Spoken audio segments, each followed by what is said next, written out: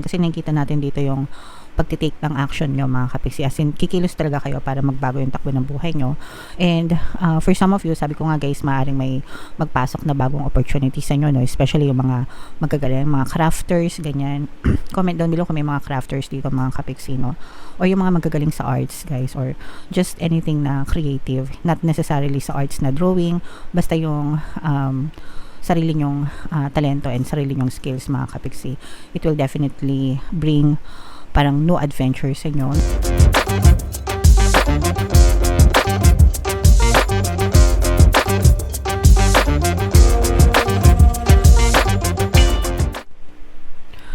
Hello guys, hello Capricorn, hello mga kapiksi, welcome back to Pinoy Pixie Tarot. Ang pamagat ng episode natin for tonight is monthly taroscope para ngayong March mga kapiksi para sa Capricorn, Sun, Moon, Rising, Sign, and Venus. Sa dulo ng video guys, magkakaroon tayo ng yes or no pick a card reading. Ito yung deck na gagamitin natin guys. Pwede kayo magtanong ng isang tanong answerable by yes or no. Tapos titingnan natin yung sagot ng tarot sa inyo. So, sa dulo ng video yan guys. Kaya make sure na tapusin nyo yung video hanggang sa dulo. So, unahin natin to guys. Tingnan natin yung mga mensahe sa inyo ng inyong mga gabay, mga kapiksi. We have if you believe. Meron din tayong don't stop. And another message guys is perfect timing, mga kapiksi. So napakaganda ng mga mensahe sa inyo, no guys. If you believe guys, no, ibig sabihin nito kung naniniwala kayo dun sa mga na you can be, do, and have anything that you want, mga kapiksi, or kung ano yung pinaniniwalaan nyo guys, yun yung napupush out sa inyong physical reality.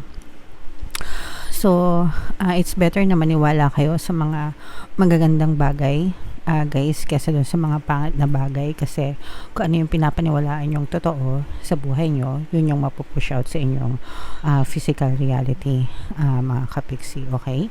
And, wag lang kayong titigil, guys, no? Don't stop believing, don't stop praying, don't stop working, don't stop having faith guys.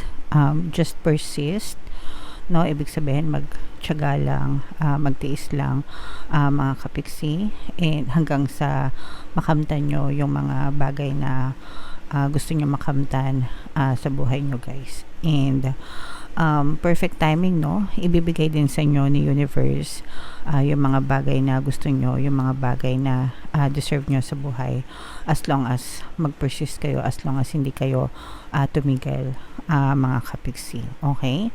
So again guys, you can be, do, and have anything that you want, basta mag-push lang kayo sa buhay nyo, mga kapiksi. So comment down below if feeling nyo naka-resonate kayo dyan guys. Tingnan natin yung ganap sa inyo ngayong buwan ng Marso. Shuffle natin to mga kapiksi. Habang sinashuffle ko to, panoorin nyo muna yung video natin regarding sa ating paano mag-manifest ng abundance video course. Kapiksi, sawa ka na ba sa mga struggles at hirap sa buhay mo? Masipag ka ba at masikap sa buhay ngunit hindi ka pa rin umaasenso? Ilang beses ka na bang nag-attempt magnegosyo at mag-invest pero palagi ka pa rin nalulugi? Sa pagkakataon na ito ay maaaring may subconscious beliefs ka na nagiging balakid sa iyong pag-unlad at pagyaman. Introducing, paano mag-manifest ng abundance video course. Dito ay matututunan mong ma-overcome ang mga balakid mo para tuluyan ka ng umunlad, umasenso, sumagana, maging matagumpay, successful at maswerte sa iyong kabuhayan, pera, trabaho, negosyo sa lapi at kaperahan ng bonggang-bongga. Dali, mag-send na ng email sa pinoypixie@gmail.com at simulan na ang iyong pagyaman ngayon.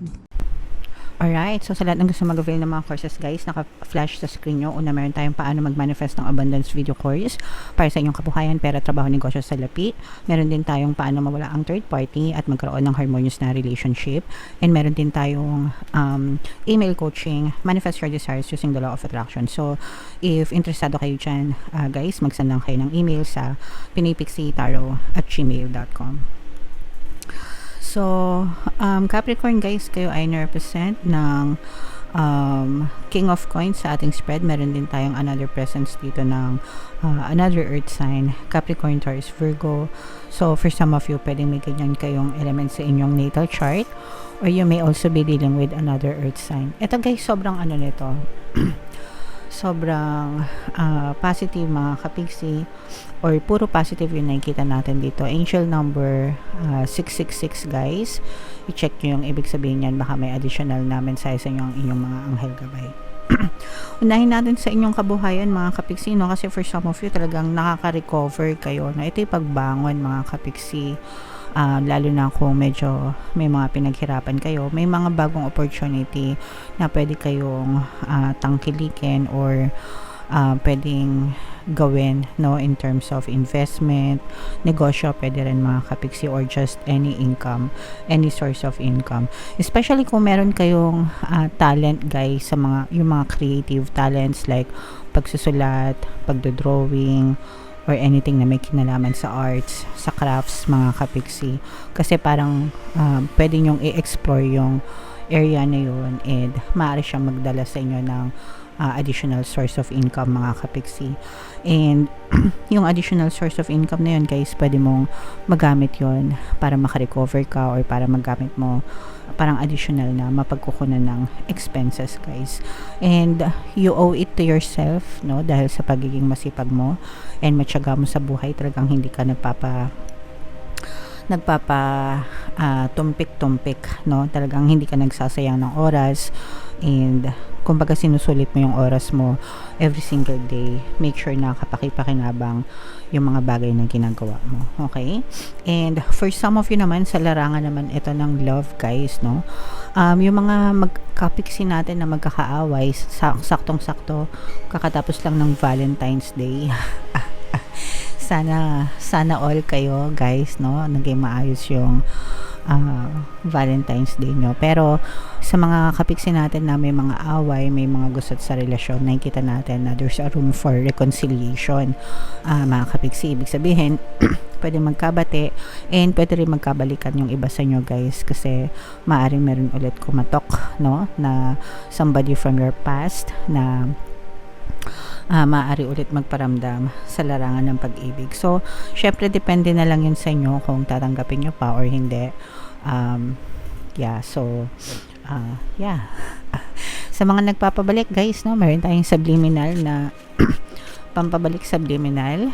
Pwede nyo siyang i-combo sa pampabalisa tsaka pampamis, no, na subliminal para talagang makombo and bumalik talaga sila sa inyo if ever na gusto nyo. Okay? Alright. So, what else mga kapiksi? Tingnan pa natin yung energy para sa Capricorn. Ayan, no, this is abundance of money. Mga kapiksi, meron din ditong presence ng fire sign, Aries, Leo, Sagittarius, air sign, Aquarius, Gemini, Libra. So for some of you, maaring may ganyang element kayo sa inyong natal chart, or you may be dealing with another earth sign mga kapiksi. Yung iba sa inyo guys, parang feeling ko magkakaroon kayo ng lakas ng loob para lumabas ng inyong comfort zone, kasi yung iba sa inyo parang sawang-sawa na, no, sawang-sawa na sa kahirapan, sawang-sawa na sa pamomroblema sa pera. Although yung meron naman tayong mga source of income, no, I mean for the most of you, pwedeng meron kayong source of income, pero parang feeling nyo hindi siya enough, hindi siya kasya, palaging ubos agad or something like that. Yung tipong wala pang yung mga pecha de peligro na tinatawag, parang na-experience nyo siya mga kapiksi. But kayo na mismo yung magti-take action, kasi nakikita natin dito yung pagtitake ng action nyo mga kapiksi, as in kikilos talaga kayo para magbago yung takbo ng buhay nyo. And for some of you, sabi ko nga guys, maaaring may magpasok na bagong opportunity sa inyo, no? Especially yung mga magagaling, mga crafters, ganyan. Comment down below kung may mga crafters dito mga kapiksi, no? Or yung mga magagaling sa arts guys, or just anything na creative, not necessarily sa arts na drawing, basta yung sarili nyong talento and sarili nyong skills mga kapiksi. It will definitely bring parang new adventure sa inyo, new source of income, and maaari ang magdala ng stability pagdating sa kaperahan mga kapiksi. And for some of you, maaari din kayo mag-reap ng inyong good karma. Ibig sabihin, maaari kayo mag-harvest ng good karma or maaaring bahagi ito ng inyong good karma, kaya unti-unti na kayong nakaka-recover and unti-unti nang umaangat ang inyong kabuhayan, mga kapiksi. Okay? Alright. So, napakaganda guys. Comment down below. Ito, i-main nyo na itong good karma, itong mga abundance na to. Mga kapiksi, pagdating sa kaperahan, recovery, syempre. At saka itong reconciliation sa love, no? Sa mga gustong magpabalik ng love, guys. I-main nyo yan sa comment section, okay? So, ito na yung ating yes or no pick a card reading. Huminga ng malalim, guys, and isipin nyo sa isip nyo yung tanong, answerable by yes or no, mga kapiksi. Habang sinashuffle ko to, guys, no, sa lahat ng gusto mag-join sa ating membership program, i-click nyo lang yung join button dito sa baba o kaya dito sa taas, lalagay natin. Kapag member na kayo, magkakaroon kayo ng access sa mga exclusive videos natin regarding manifestation using the power of your subconscious mind and law of attraction. So, yeah. So, hinga ng malalim, guys. Tapos, itanong nyo sa isip nyo yung tanong nyo, answerable by yes or no. And then, pili kayo ng isang card. Card 1, card 2, card 3. Kung card 1 ang napili nyo, ang sagot sa tanong nyo ay yes. Kung card 2 naman, ang sagot sa tanong nyo ay yes. And kung card 3 naman, mga kapiksi, ang sagot sa tanong nyo ay yes. Okay? So, congratulations, Capricorn. Kasi puro yes naman yung lumabas sa inyo, mga kapiksi. So, yeah. Comment down below if naka-resonate kayo. And guys, yung mga pinapamind-mind ko sa inyo, i-mind-mind nyo na guys sa comment section. For more tarot readings para sa Capricorn, guys, ito yung playlist nyo. Ito naman yung ating success stories ng paano mag-manifest ng abundance video course. Click here to subscribe, guys. Ito yung ating mga pampaswerte subliminals.